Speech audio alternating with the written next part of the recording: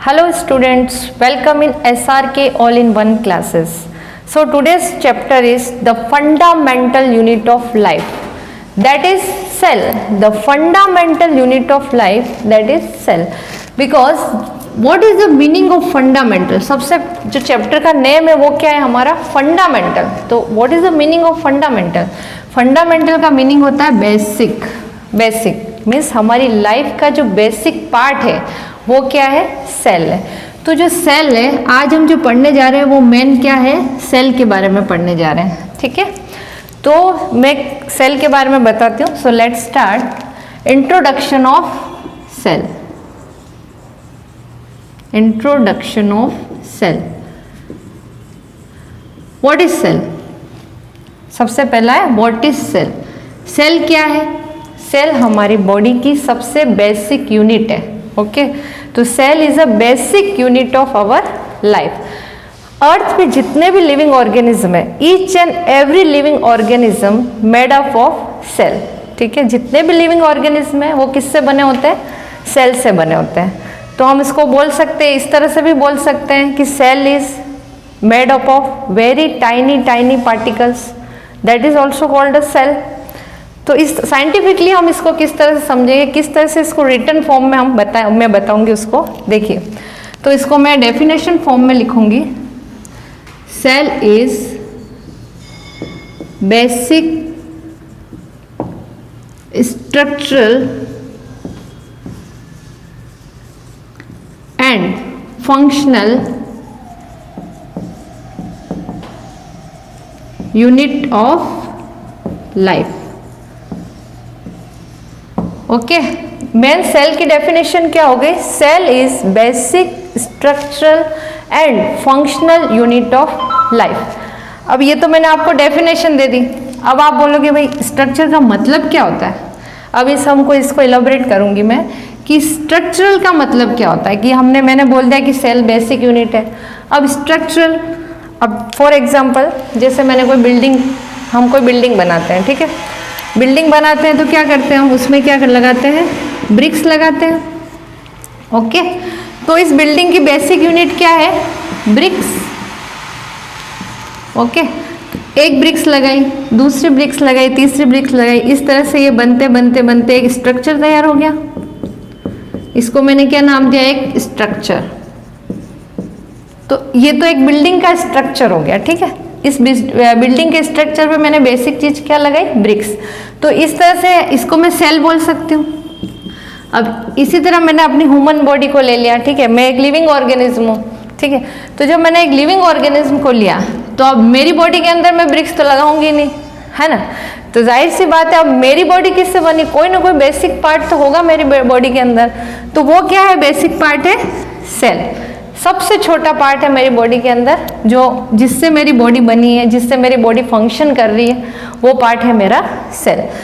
तो इसलिए हम सेल को क्या बोलते हैं, basic unit of our life.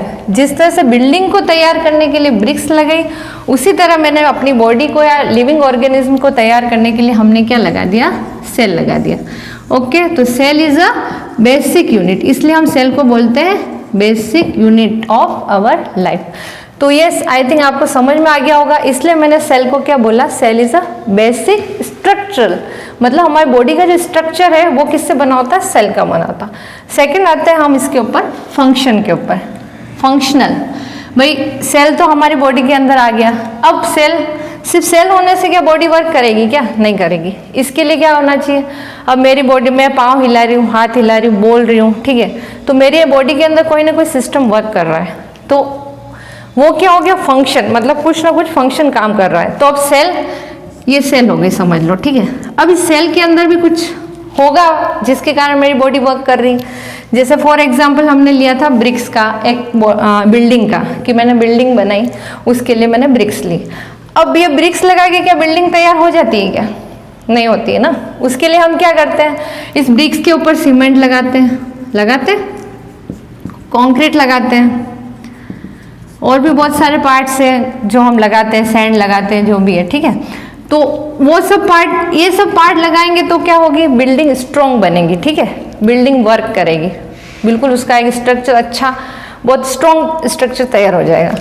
तो उसी तरह हमारी सेल के अंदर भी बहुत सारे स्ट्रक्चर होते हैं, मतलब जैसे इसके अंदर बहुत सारे ऑर्गेनेल्स होते हैं जिसको हम बोलते हैं cell organelles. Like that cell wall होगी इसके अंदर, ये सब हम इसको बाद में पढ़ेंगे इस चैप्टर का, और भी मैं वीडियो आपको आगे आगे बताऊंगी जिसके अंदर हम इस सेल के अंदर क्या क्या प्रेजेंट होते हैं वो सब मैं आपको डिटेल में बताऊंगी, ठीक है। सेल वॉल होगा, न्यूक्लियस होगा, मोस्ट इंपॉर्टेंट पार्ट है हमारे सेल के अंदर का जो वर्क करता है। न्यूक्लियस की वजह से हमारी बॉडी के जो फंक्शन है वो क्या करते हैं, वर्क करते हैं, जिससे हमारी बॉडी काम करती है। तो ये सब हमारे बॉडी के फंक्शन, इसलिए हम सेल को बोलते हैं फंक्शनल यूनिट। मतलब सेल के अंदर ऐसे बहुत सारे सब्सटेंस भरे होते हैं जिसके कारण हमारी बॉडी क्या करती है, फंक्शन करती है। इसलिए सेल की जो डेफिनेशन हो गई वो है cell is basic structural and functional unit of life. Okay students, I think आपको बहुत अच्छे से समझ में आ गया होगा। लेकिन फिर भी अब अपन इसको लिखेंगे, सेल इज क्या क्या लिखेंगे, cell is most important part structural, okay, functional, and third one is fundamental unit of life. Cell is structural, functional, fundamental unit of life. That is a perfect definition of cell. Structure most important, functional most important, fundamental is most important. Okay? तो cell की definition अपने को perfectly समझ में आ गई कि cell is a basic structural functional unit of our life. अब लिविंग ऑर्गेनिज्म पे आते हैं, ठीक है भाई। कोई भी लिविंग ऑर्गेनिज्म है तो उसके अंदर सेल प्रेजेंट होगी। तो कोई भी लिविंग ऑर्गेनिज्म टू टाइप्स के होते हैं, okay, microscopic and macroscopic. Micro, what is the mean of micro? Micro means very small size, very small size, okay मतलब जिसको हम नेकेड आइज से नहीं देख सकते उनको बोलते हैं माइक्रोस्कोपिक ऑर्गेनिज्म, ओके। तो हम इसको ऐसे लिख सकते हैं, not seen by naked eyes. जैसे बैक्टीरिया हो गया, वायरस हो गया, उनको हम अपनी खुली आंखों से नहीं देख सकते, इसलिए हम उसको बोलते हैं माइक्रोस्कोपिक। उसके लिए इसको हमको क्या कर पड़ता है, कोई ना कोई माइक्रोस्कोप यूज करना पड़ता है, ठीक है। इलेक्ट्रॉन माइक्रोस्कोप है वो यूज करना पड़ता है। And second is a macroscopic. Macro means होता है बिग साइज, बिग साइज जिनको हम खुली आंखों से देख सकते हैं, ठीक है। So we seen by naked eyes, उनको बोलते हैं हम मैक्रोस्कोपिक। जैसे मैं आपको दिख रही हूँ, ठीक है, ह्यूमन बॉडी, मेरा ह्यूमन बीइंग है, वो हम उसको देख सकते हैं, तो हम क्या हो गए, मैक्रोस्कोपिक, ठीक है। तो लिविंग ऑर्गेनिज्म टू टाइप्स के हो गए, microscopic and macroscopic. Not seen by naked eyes and we can seen by naked eyes, okay. तो आपको आज जो वीडियो है उसमें क्या समझ में आया? एक तो सबसे पहले मैंने आपको समझाया introduction of cell, introduction of cell, okay.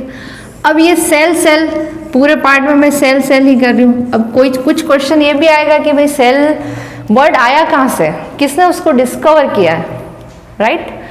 तो अब इसकी डिस्कवरी कहाँ से हुई है, सेल वर्ड नाम किसने दिया इसको, तो वो इसको जानने के लिए हम देखते हैं किस तरह से सेल का ओरिजिन हुआ है। तो डिस्कवरी ऑफ सेल हमारा सेकंड टॉपिक होगा, डिस्कवरी ऑफ सेल।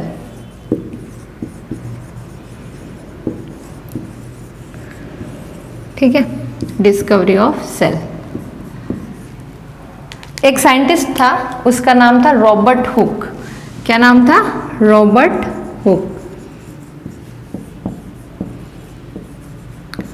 कब डिस्कवर किया था? इन 1665। ठीक है, रॉबर्ट हुक साइंटिस्ट ने फर्स्ट डिस्कवर किया था सेल को 1665 में।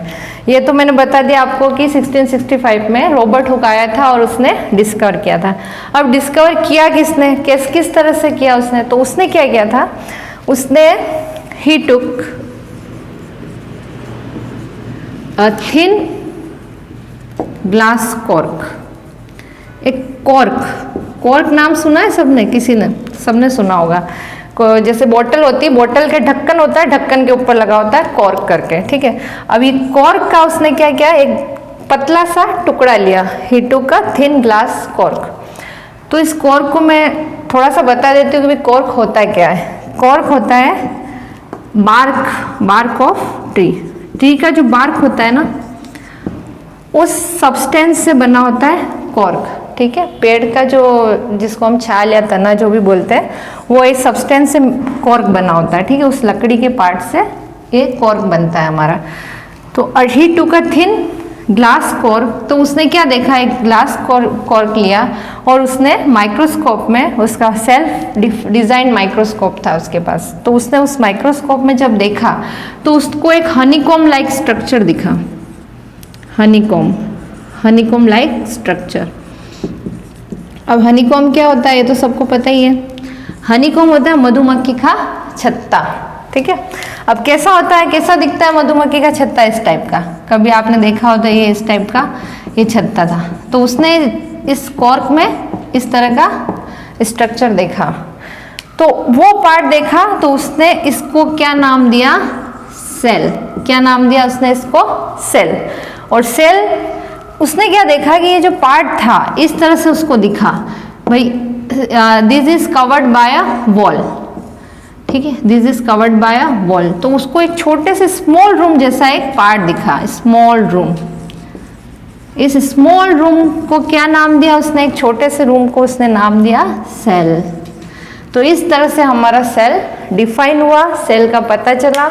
सेल को रॉबर्ट हुक ने इस तरह से डिफाइन करा, किसमें करा, कॉर्क का एक टुकड़ा लिया और उसको जो माइक्रोस्कोप के अंदर देखा तो उसको हनीकॉम लाइक स्ट्रक्चर दिखा, उस स्ट्रक्चर को उसने देखा और उसने उसको सेल नाम दिया। ओके, सेल का जो लैटिन वर्ड होता है उसको बोलते हैं cellula. Cellula is a Latin word that is also called a cell. Okay, तो ये तो हमने पढ़ लिया डिस्कवरी ऑफ सेल, ये रॉबर्ट हुक की डिस्कवरी हो गई। इसके बाद भी और भी साइंटिस्ट आए जिन्होंने इसको और अपडेट की इस थ्योरी को। जैसे इसके बाद हमारे रॉबर्ट ब्राउन आए, सेकंड आए रॉबर्ट ब्राउन।